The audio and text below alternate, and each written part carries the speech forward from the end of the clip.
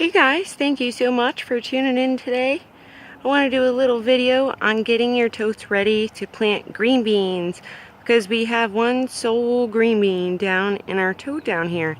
You can see that all our produce is starting to grow, get big. We got an eggplant right in here we transplanted. We got carrots doing really well. I just kind of pruned some of them up, especially some of these purple ones because they were a little clustered together, and I just watered this morning. Now I want to show you the containers because I container garden a lot. Like, it's basically all I do. It's how I started growing, and it's really difficult to container garden compared to regular in the ground because you have to supplement a lot of that bacteria, a lot of the natural nutrients you get in the ground, and just everything. You know, the soil dries out really fast. You have to replenish that soil every few years. You know, take the whole plant out and repot it and cut, and you know, it's just a pain in the butt. So we are keeping the garden really healthy by the methods we're using here, and I just want to inspire you guys to be planting. You know, spring is coming. You should be now into your 4 to 6 weeks before your last frost date, and your stuff should start, you know, to germinate. You should start germinating your things. And we got a little green bean down here, which we're going to get to slowly. Just want to give you a little bit of updates up close. Our watermelons blooming, trailing up a cage. We have our blackberries starting to vine out and do really well. There's so many bees out, you guys. Look at this blackberry. Starting to get mature now. And then this is our little green bean, so I'm gonna plant a couple more little green beans up in here. This is my Bush Blue Lake by Burpee, and look at these green beans. Look how delicious they look already. They're already starting to fatten. You can see they're nice and straight. It's nice and green, and green beans are pretty much nitrogen and phosphorus fixers themselves, and this plant's been growing, I'd say, only about a month now, maybe a little over a month, along with the rest of our stuff, and we're looking good. Look at the size of these sunflowers. Everything's growing. We got peppers down there too, and I just want to show you guys how to plant some green beans up and get your totes ready. Most of all, green beans are really easy to plant. Let me just back up here for you a little bit. Now, we got this one tote ready, and getting your containers, this is basically what this video is going to be on. We planted some green beans up in there, Bush Blue Lakes, and I didn't get this container ready yet. So we pulled our carrots that we were growing over the winter time into the spring here. We pulled them all out the other day.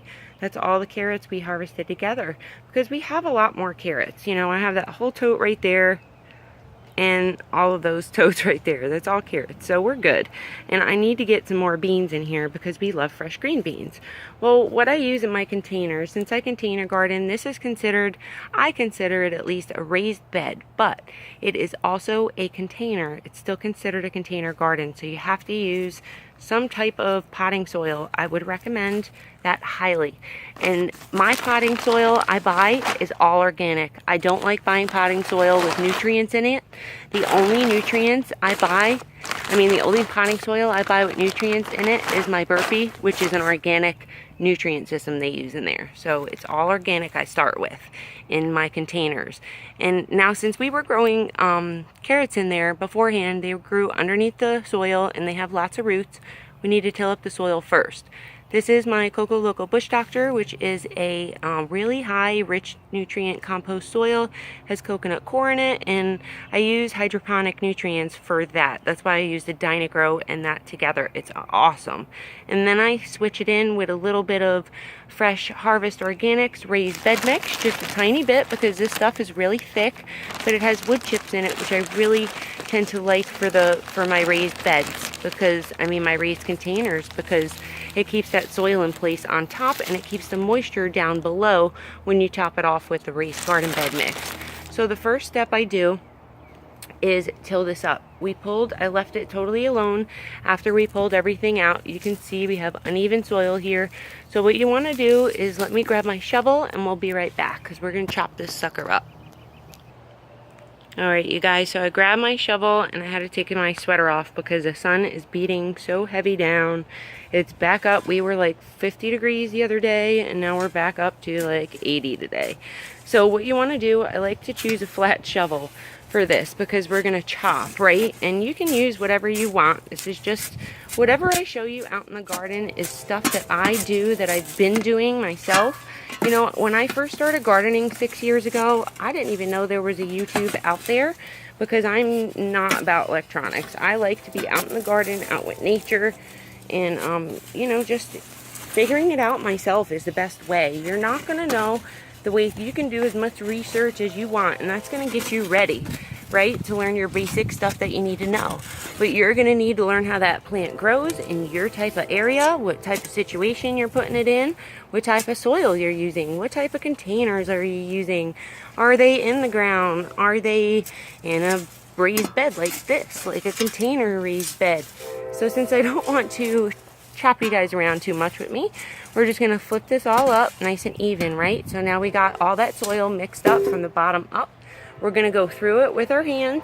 You can wear gloves if you want, because look what we have. We have big long roots from a lot of them carrots. And what I like to do after that is get those out. So see that big clump of roots? I like to put them off to the side, and then I'll put them in my compost because they still have nutrients in them. And it's still good soil, so I'll put it off to the side and just run my fingers through it. Make sure any of this clumpy stuff is out of there because you want a nice clean slate. And what I usually do at this point, you know, is leave any leaves in there because they'll break down and give nice carbon to your containers. We're going to throw a handful of my compost that's already done in here, which we did yesterday. I want to let that sit for a day or so after I throw it in there. So you want to throw it on top. So let me get some of my compost so I can show you how much. Alright you guys, so this is my compost all broke down pretty much with my food scraps in here. We did a video on how we make this, and then old soil I throw in here, leaves, grass clippings, old just anything I cut foliage wise. And we have a nice good healthy soil. Now you need to be wearing gloves when you do this, you guys. Don't touch this with your hands because there is fungus in there and all kind of bacteria. But you know, I do things pretty crazy around here. I love getting in with nature. You know, they didn't have gloves and stuff back then, and I don't know about you, but my great grandmother, she lived to 105, and they farmed by themselves. They didn't, all they had was mules doing that stuff for them. So this is what I usually put with my done compost. Now you want to mix up your compost like I did to this, you know, chopping it up and mixing it around before you go ahead and take a big heaping scoop out of there. But we just did that last night, so we're pretty good. And when you do that, you want to make sure your compost is flipped mostly all the way to the bottom because, you know, it needs to break down in that soil, giving your plants nice nutrients. It's not going to do any good sitting on top. And then you just want to straighten out your little tote. So straighten it out, make sure your soil's all even. And then what I usually do after that compost is throw a little of this in. We're going to put like a shovel full of that, and the rest of this the rest of this Coco Loco potting soil. This is for pots, this Coco Loco. And this has, the reason why I like this is because it has back guano, dolomite lime, earthworm casting, Norwegian kelp meal, natural compost from Mother Earth herself. And I know there's other stuff in there, Stacy. There's just so much good stuff in there, and I've been using it for 7 years since I started that in my Dynagrow system. And then I'm just going to put a little bit of that, you know, raised bed mix in there with it. Mix this all around. You know, you want to get in there, flip it all around, you guys. Now at this point, I don't wear gloves because I just like to get in, get it done, even it out. I can't deal with all them shovels and stuff. I know. Straighten out your totes. Now look how rich this is compared to how dull that soil was, and look how moist it is. So now we got a nice clean bed to start with. We filled up our tote most of the way. We're gonna let this sit. Now that's how I get my totes ready for planting. I let it sit for a day or two, and then I'm gonna take my beans, just like my beans, we're gonna make this another bean tote and plant them 6 inches apart. And beans, I like to put this far down. You don't really have to pre-germinate the beans. You can pre-soak them like, you know, maybe 15 hours, and that's about it. And then you'll be good to go for planting. But those will sprout in no time. You'll see, we planted them like 3-4 days ago now, maybe a week ago, and they're going to be sprouting in no time. Thank you so much for watching, you guys. Remember when you know, flip up your totes and stuff, just to make that soil sit so they can all just activate together, become together as one in that soil medium. And you'll get a nice, healthy, rich soil just like this. Hope you guys enjoyed this video, and let me know if you need anything. For sure, I'm always here for you. Thank you so much for watching. And I always top off with a little bit of my compost mix. I kind of mix it up in a little container together. And I always top off with a little compost mix and put it on my blueberries like these, because we are blooming like crazy. You can see that nice fresh top mix on there of my fresh compost and that Harvest Organics mix. Now, I can't put a lot of that Harvest Organics in my pots, especially these, because it's not for pots and it will really damage your plants, especially not having a lot of perlite in there. And that's it, you guys. When your plants are starting to flower, you can then give them some of that fresh soil, and it'll really go a long way. They'll really appreciate it. And when you have so much of a good soil medium, you don't need a lot of nutrients, and this is the result of that. So I'm so happy to share it with you guys, and I hope you grow something of your own. Let me know if you need anything, and always comment below. I love helping you in any way I can. And if you want to see any more here growing from the garden, just let me know. That's why I'm here, and it's what I love to do.